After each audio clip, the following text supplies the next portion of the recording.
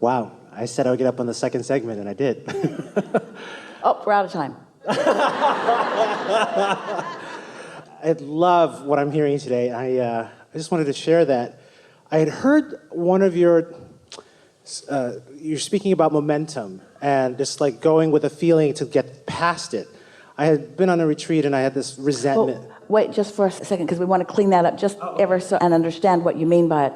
The only thing that slows momentum is an opposing vibration. In other words, our friend earlier was talking about leaving something or going somewhere, and we said, aren't they the same thing? So if you're moving toward what you want, but you're doubting it, then you've put resistance into it.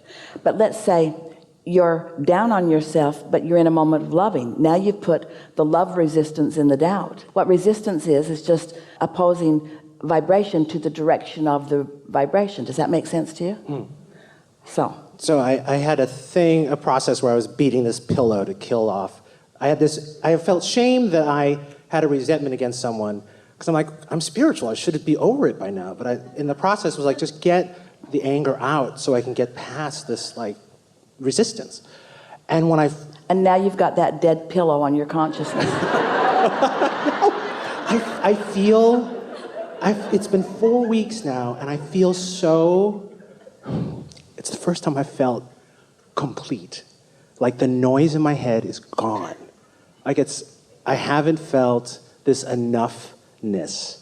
And I was, been doing all this transformational work, and I'm like, oh my God, I'm here, and I've been trying so hard, and it's just most people do. Silent. You think you have to try hard. You think you have to try hard in order to get stuff done.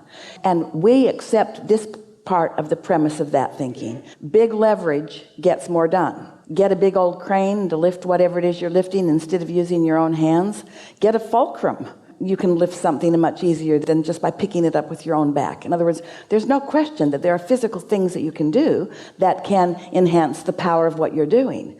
But you have no idea yet the fulcrum that you're finding as you tap into source energy. The ultimate releasing of resistance taps you into such true power, and that's what you're feeling. Yeah, that's what you're describing. I'm creating this comedy festival. I'm like, God, we really could use like a celebrity for this. And then I get an email the next day from a club. It's like, hey, we have this celebrity that has a podcast. Can you have? And just all these things are coming in, and someone's going to sponsor that. So I'm catching up with all the work for that. But I'm noticing how there's a thing I'm receiving. You can tell how well you've dreamed it by how easy it falls into place. Just like boom. I'm like, oh, okay. Yeah. Okay, I just say yes, and I need to do the busy work to complete that, which I'm doing. I have enrolled in this TV pilot class, and this project is, like you were saying, like I'm not making it, it's coming. We want to give you something that Jerry learned through his life experience many years ago. And it was so impressive to him that he wrote a paper called, Esther remembers typing it and printing it on yellow paper. She thinks she can find it somewhere. It's buried in the archives somewhere. It's somewhere. She wants to find it. And he entitled the paper, Keep Your Ideas to Yourself Until They Are Fully Developed. The title we would give it now is, Once You've Let Yourself Dream It, Keep the Dream Alive Before You Explain It to Anybody Else. We trusted you here today with Esther's dream. It's fully enough developed that you can't doubt it or think it's silly enough or whatever. There's no risk of getting in the way of it, but you can tell when that is. And there's a tendency to want validation from other people who will say, oh yes, that's a good idea, but that's not a good idea. Keep it between you and your inner being until the momentum of it is so enormous that nothing can keep you from acting. Right. It's just like, now I know I just need to sleep, eat, drink water, take care of my body, because it's just sitting there coming through. And just let the downloads come. Yeah. And spend no time trying to justify it. There are a lot of masters of what we teach, not meaning they got it from us, meaning they have figured it out through their life experience that they've lived. Sometimes it's confirmed through what they hear here, but it's life experience that really gives you this knowing. And so they make their way to huge success.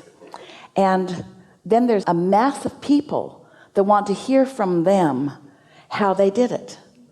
And they always change the story to make it fit with the audience that's asking, because the audience doesn't want you to say, oh, it came so easy to me. I quit working. I just laid around.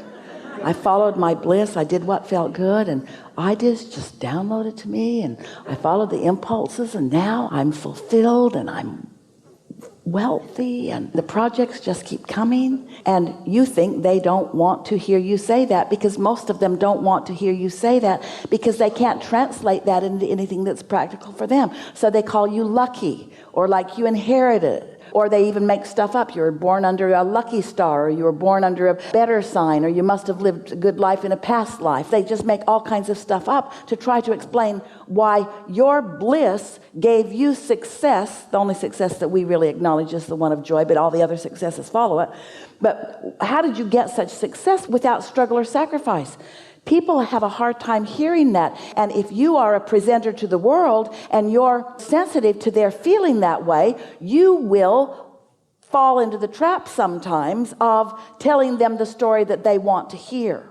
Well, it's probably true. You probably did do a whole lot of struggling when you were step one-ing. But your struggle is what caused you to do a lot of your creating, but you didn't let any of it in until you stopped struggling. Right, I'm doing nothing now, and it's all coming.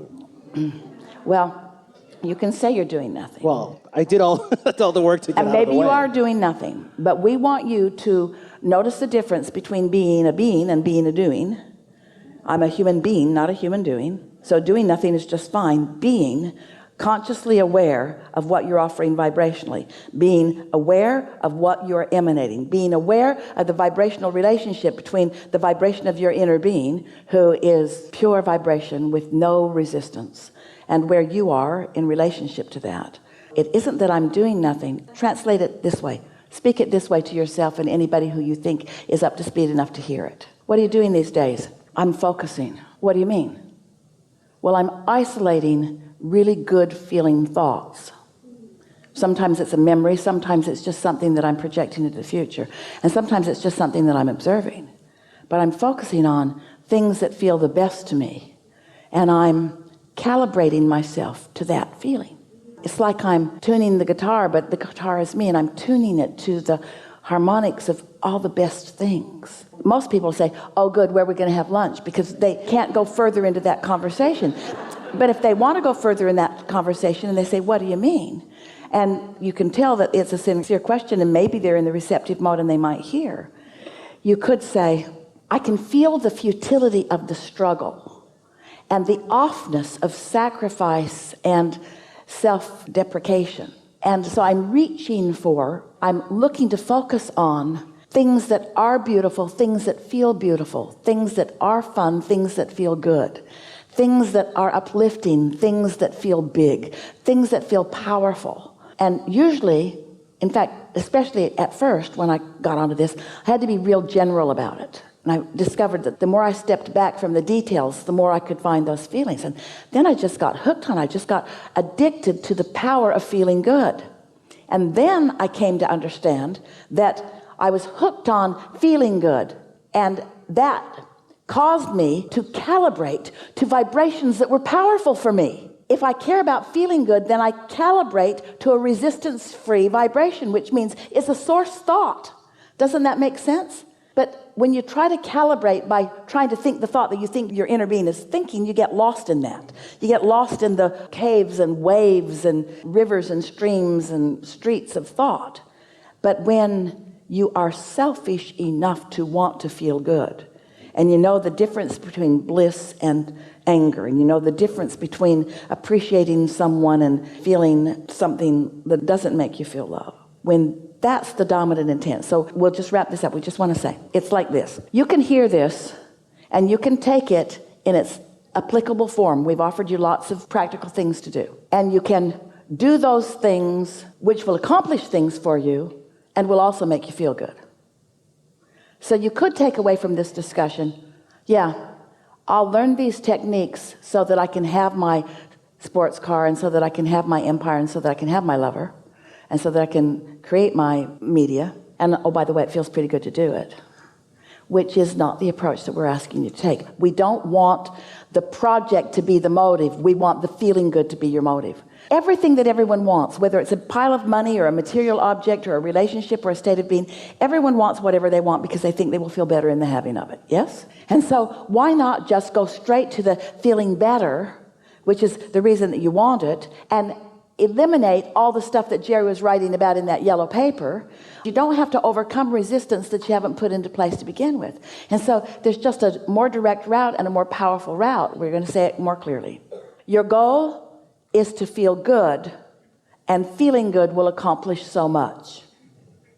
Not, my goal is to accomplish stuff, and so I'll feel good in order to get it. That's backwards. We want you to feel good because feeling good is natural. We want you to feel good because your inner being does feel good. Your inner being has walked in your moccasins through all your incarnations. Your inner being is aware of everything that you've ever lived and every combination of everything that you've ever lived. And your inner being adores you in a way that there are not descriptive words to even describe it. Your inner being understands the value and the importance that you are to the all that isness. Your inner being has only love for you. But even in the word love, when we present it in a room full of humans, the word love is distorted just because of lost love and missing love and you don't bring me flowers anymore kind of love. And so you have to isolate the feeling. Esther finds it in the little dog on the floor. Esther finds it in the little dog in her lap. In other words, there are pure moments of love. You see it in some babies' faces. You see it in some people. You're feeling it now as we are here with you. It's everywhere. It's in your nature. It's in everything. But you have to calibrate yourself to it because your life has let you calibrate yourself away from it. You've calibrated yourself to accomplishment. Well, we want you to calibrate yourself to love, which will accomplish so much. But you got to get your priorities straight. You hear us? So you want to be nice to yourself, and others will follow. You want to be nice to yourself. Be really nice to yourself. What does that mean in practical terms? Feel like a nap? Please take one. Feel like a drive? Go do it. If you don't feel good, take a nap. Care about how you feel. If you feel like something nice to drink, go drink it. If you want to go hear a band, go hear it. Be nice to yourself. Be nice to yourself. And while you're being nice to yourself, you can put a little human twist on it if you want to and say, this is the most productive thing that I could do unto all of the universe. This is the best thing that I could do for the entire universe. Just this thing right now. This nice thing that I'm doing for myself. This is my gift to the universe. And when the momentum ensues, and it will, there will be a time that you will not wonder about this at all, that an idea of sacrifice will feel so funny to you. And when you see somebody trying really hard, you'll just love them and know that they'll get over it in time. You'll just see people benefiting by being around you. And you'll decide that you're going to own the room vibrationally, that when you walk in, the vibration of you, because you've practiced it so well, it's just going to be there in such a way that one of two things will happen. Either people will join it, or we have enjoyed this interaction immensely. Good time for a segment of effect.